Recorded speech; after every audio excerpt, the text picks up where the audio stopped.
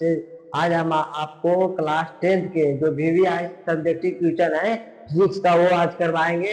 इसके पिछले क्लास में हम प्रकाश के अपवर्तन करवाए थे और आज हम करवाएंगे नेत्र लेंस। नेत्र लेंस में जो VVI सब्जेक्टिव पूछता है हर साल जो सब्जेक्टिव पूछता है आज वो बताएंगे।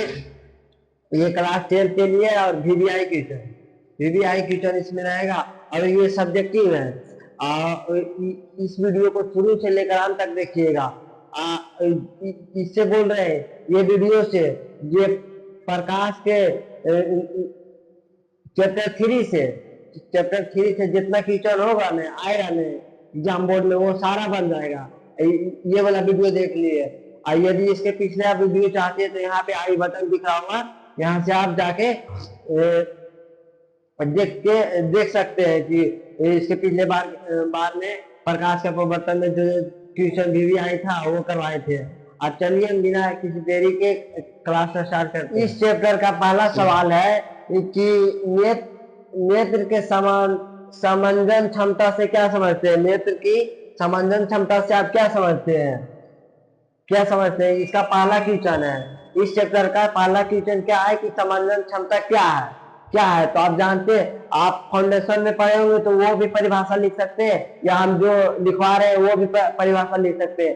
इसका PDF हम डिस्क्रिप्शन में दे देंगे, टेलीग्राम चैनल डिस्क्रिप्शन में दे देंगे, वहां से आप जाके पढ़ लीजिएगा। एक बार सुन लेते हैं तो आपका दिमाग क्या होता है, सुनता है ना तो उसको वो बात को गौर करता है और इसीलिए आप गौर से सुनिए खाली। तो मानव नेत्र अपने लेंस की फोकस दूरी को बढ़ाकर अपने जैसे नेत्र पढ़े होंगे तो उसमें फोकस लेंस होता है, वो अपने बढ़ाकर या घटाकर दूर तथा नजदीक के वस्तु को आसानी से हम देख पाते हैं। जैसे दूर के वस्तु देखना है तो फोकस दूरी बढ़ाकर या घटाकर देखते हैं कि जैसे नजदीक के वस्तु देखना है तो फोकस लेंस घटाते हैं या बढ़ाकर देखते हैं। और जो इसका समंजन क्षमता जिसका कम होता है वो अंधा होने लगता है। तो देखिए क्या कह रहा, मानव नेत्र अपने लेंस की फोकस दूरी को बढ़ाकर या घटाकर दूर तथा नजदीक के वस्तु को आसानी से देख पाता है। दूर के वस्तु को साफ साफ देख पाते हैं, जिससे अपने फोकस दूरी को बढ़ाकर या घटाकर दूर के वस्तु को साफ साफ देख पाते हैं। उसको ही समंजन क्षमता कहते हैं। साफ साफ देख पाते हैं नेत्र की इस क्षमता को समंजन क्षमता कहते हैं।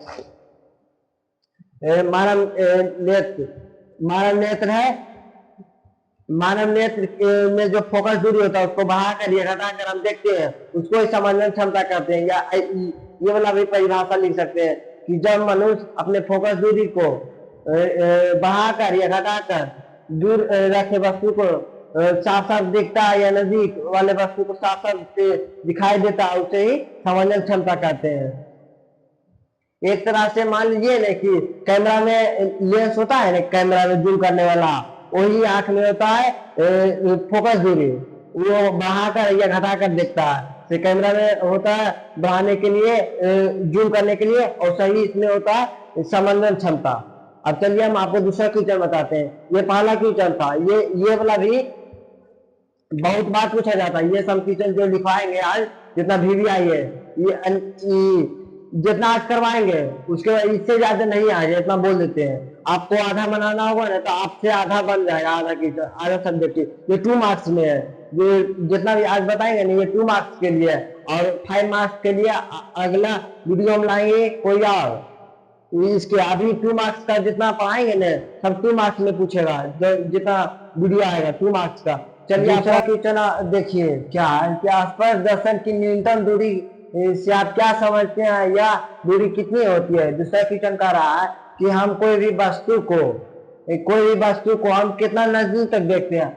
स्पर्श दर्शन की दूरी, स्पर्श दर्शन मतलब जैसे हम साफ साफ देख सकते हैं, स्पर्श मतलब साफ साफ देख सकते हैं कि न्यूनतम दूरी हम कितना न्यूनतम दूरी तक हम देख सकते हैं। जैसे हम कोई भी वस्तु को कितना नजदीक तक देख सकते हैं जो साफ साफ दिखाई दे, तो साफ साफ दिखाई दे, तो पहले हमको ये डिफाइन करना है कि न्यूनतम दूरी क्या है। तो हम जो वस्तु को साफ साफ देख सकते हैं उसे न्यूनतम दूरी कहते हैं। जिस 25 सेंटीमीटर से इधर 25 सेंटीमीटर से कम रहेगा तो आप वस्तु को धुंधला दिखेगा, और ये 25 सेंटीमीटर से ज्यादा रहेगा तो आपको दिखेगा यह 25 सेंटीमीटर रहेगा। ऐसे 24 सेंटीमीटर रहेगा तो आपको धुंधला दिखने लगेगा कोई भी वस्तु। तो हम न्यूनतम दूरी किसको कहते हैं? जिस वस्तु को हम न्यूनतम दूरी तक देख सकते हैं उसे न्यूनतम दूरी स्पर्शदर्शन की न्यूनतम दूरी कहते हैं। ये तो लाइन है, आपको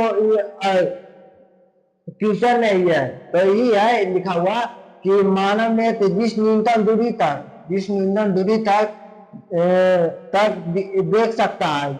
जैसे हम बताए ना कि हमारे आंख की क्षमता 25 सेंटीमीटर तक देख सकते हैं, तो इसका न्यूनतम दूरी 25 सेंटीमीटर है, तो यही कहा न्यूनतम दूरी तक देख सकता है।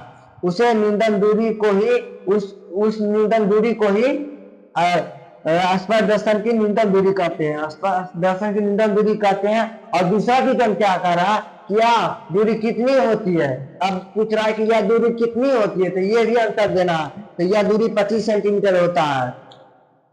पहला का आंसर तो यहाँ तक है, यहाँ तक है, और दूसरा का आंसर ये नीचे लिखा हुआ कि यह दूरी 25 सेंटीमीटर तक होता है। तो आपको समझ में आ गया होगा कि स्पर्शदर्शन की न्यूनतम दूरी क्या कहते हैं। जैसे ये मार्कर है, तो इसको कितना नजदीक तक हम मेरा आंख देख सकता है, वही न्यूनतम दूरी हो गया। आइए अधिकतम दूरी, जैसे स्पर्शदर्शन की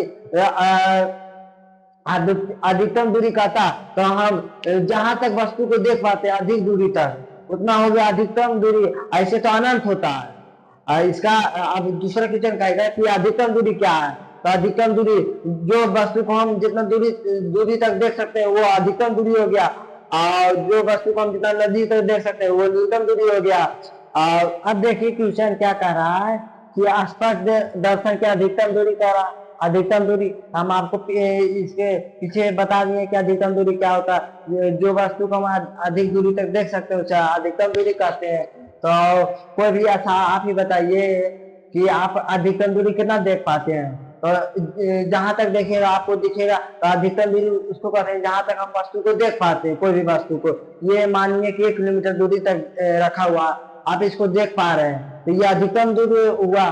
तो यही पे लिखा हुआ है कि मानव ने मतलब हम लोग मानव ने जिस अधिकतम दूरी तक वस्तु को देख सकता है उसे अधिकतम दूरी को ही स्पर्शदर्शन की अधिकतम दूरी कहते हैं।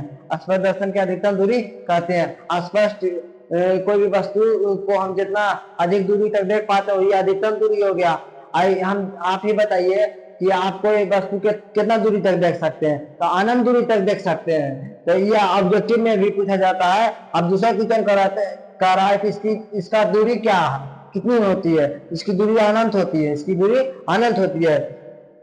तो आपको ये भी पता चल गया हो कि अधिकतम दूरी क्या है। ये क्वेश्चन पूछ रहा है कि स्पर्शदर्शन की अधिकतम दूरी से आप क्या समझते हैं, मतलब इसका परिभाषा दीजिए। या ऐसे भी पूछ सकता है कि स्पर्शदर्शन की अधिकतम दूरी का परिभाषित कीजिए। तो ऐसे भी पूछ सकता है। एग्जामिनर कई तरह से क्वेश्चन पूछ सकता है, लेकिन आंसर एक ही होता है।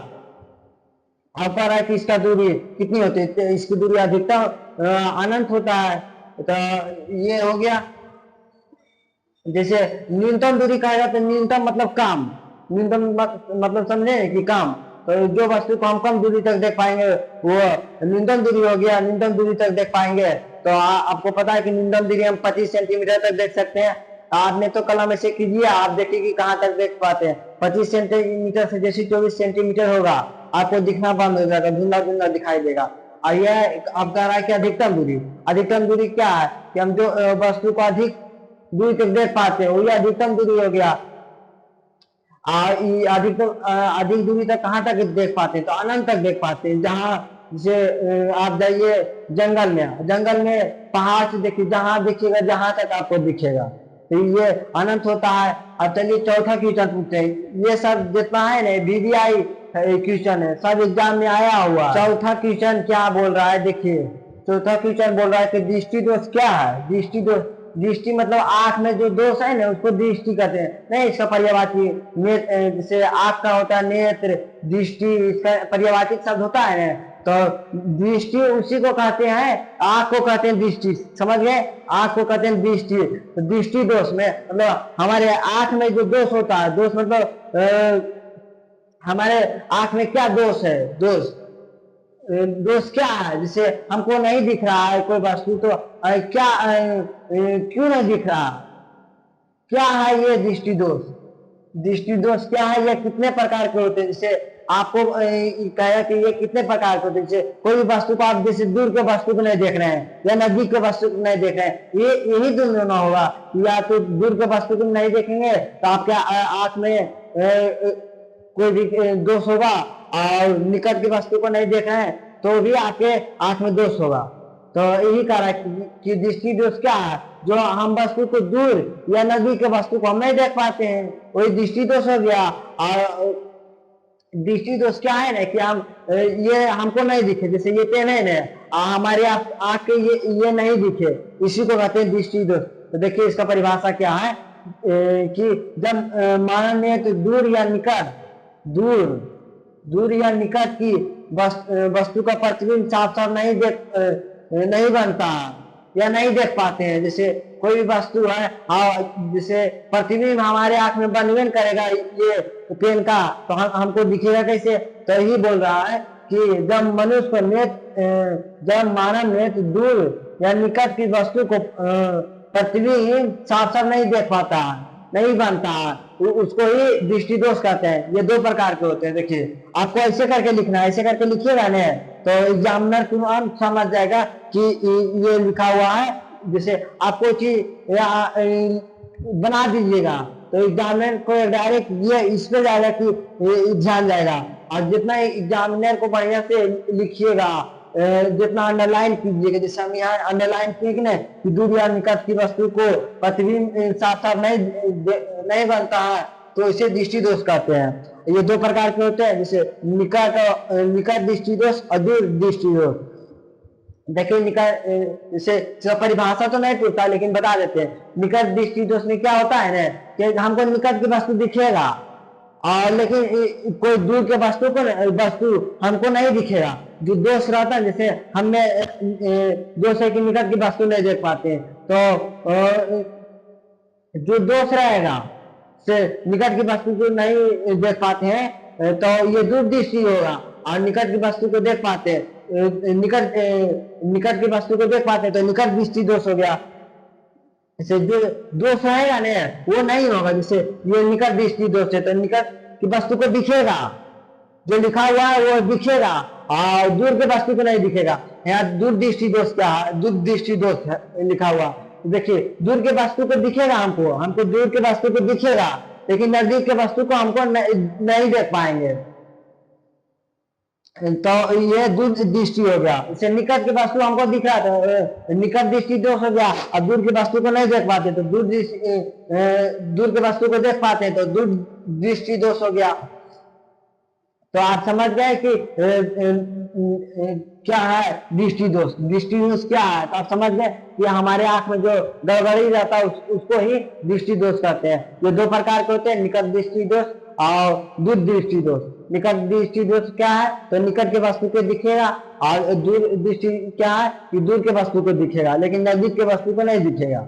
अब चलिए आपको हम इसका परिभाषा भी पूछता है कि निकट दृष्टि दोष क्या है, इसको कैसे ठीक कर सकते हैं। से कोई चश्मा है, जैसे चश्मा ही लगा के हम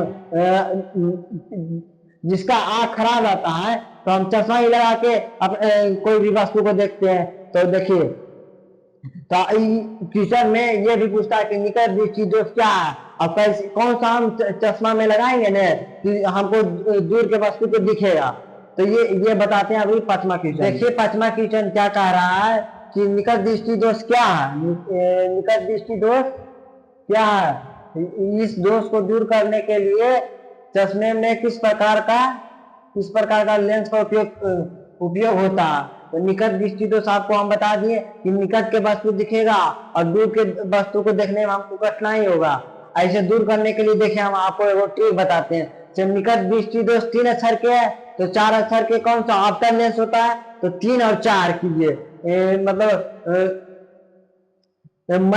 मरीज को ठीक करने के लिए उससे बढ़िया दवा, उसको बढ़िया दवाई दिया जाता है। तो सही देखिए कि इसको दूर करने के लिए इसको बढ़िया दवाई देंगे कि नहीं। तो देखिए निकट दृष्टि दोष 3 अक्षर के और आफ्टर लेंस 4 अक्षर के। जैसे चश्मा में तो लेंस ही लगता है, तो ये 4 अक्षर के आफ्टर लेंस। ऐसे ठीक से याद कीजिए कि निकट दृष्टि दोष 3 अक्षर के और आफ्टर लेंस 4 अक्षर के। तो सर बताए थे कि मरीज कोई बीमार है तो उसको बढ़िया दवाई देंगे, उसको बढ़िया दवाई देंगे तो ना ठीक होगा, और उसको खराब दवाई दे देंगे तो नहीं ठीक होगा। तो ऐसा ही देखिए क्या बोल रहा है कि इस दोष में निकट की वस्तु को साफ साफ देख पाते हैं। हम इसमें निकट की वस्तु को साफ साफ देख पाते हैं, परंतु दूर की वस्तु को देखने में हमें कठिनाई होती है। दूर की वस्तु को देखने में हमें कठिनाई होती है। निकट की वस्तु को देख लेंगे लेकिन दूर की वस्तु को देखने में कठिनाई होती है। और इस दोष को दूर करने के लिए हम आफ्टर लेंस का उपयोग करते हैं। देखिए आफ्टर लेंस 4 अक्षर के है ना, 4 अक्षर के है। और निकट दृष्टि दोष क्या है, 3 अक्षर के। ये 3 अक्षर के है, ये 4 अक्षर की ये दोष है। मतलब इसमें कुछ गड़बड़ी है, तो इसको बढ़िया करने के लिए बढ़िया चीज देना पड़ेगा। ये 4 अक्षर के है, ये 3 अक्षर के है। तो निकट दृष्टि दोष को दूर करने के लिए आफ्टर लेंस का उपयोग किया जाता है। ऐसा ही पूछता दूर दृष्टि दोष, तो दूर की वस्तु दिखाई देता और निकट की वस्तु दिखाई नहीं देता। और इसका मतलब इसका उपाय कहेगा तो देखिए दूर 2 अक्षर के है और उत्तर लेंस 3 अक्षर के है। तो 2 और 3 2 है कि मरीज है और 3 है जो उसका दवाई है। तो 2 और 3 से याद रखिए कि 2 क्या है, उसमें दोष है। दूर दृष्टि दोष मतलब खराबी है उसमें, और लेंस क्या है कि ठीक करता है। तो ये 3 अक्षर के हो गया। तो ऐसे करके भी याद रख सकते हैं। अब आज यहीं तक क्लास रखते हैं, मिलते हैं अगले क्लास में। तब तक के लिए बाय बाय। और ये इसका प्रकार नेत्र लेंस का भी ट्यूशन खत्म नहीं हुआ, अगले वीडियो में हम आपको करवा देंगे। तब तक के लिए मिलते हैं अगले क्लास में। और जितना हम बताए न उतना रिवीजन कर लीजिएगा, जितना हम बताएं उतना रिवीजन कर लीजिएगा न। 1 बार 2 बार जितना 3 बार जितना वही करना होगा कर लीजिएगा। जो हम परिभाषा लिखे न ये भी लिख सकते हैं, या आपके सर जो फाउंडेशन में पढ़ाए होंगे वो भी लिख सकते हैं। दोनों में से जो आपको अच्छा लगे, जो आसानी लगे वो लिखिएगा, क्योंकि एग्जाम में थोड़ा प्रेशर रहता है, तो जो आसानी रहता है वो याद रहता है। तो मिलते हैं अगले क्लास में। तब तक के लिए bye bye, thank you, bye. और आपको बताइएगा कि कैसा लगा कमेंट में।